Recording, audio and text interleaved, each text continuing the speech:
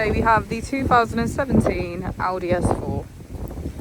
This vehicle has done just over 79,000 miles. It has an automatic transmission and a petrol fuel type. To the left of our steering wheel we have cruise control as a feature, as well as our keyless ignition. On the right we have voice control, automatic wipers and automatic headlights.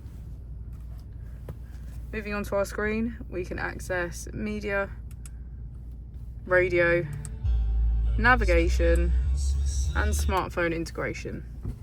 If we put the vehicle into reverse, we can see that it comes with front and rear parking sensors.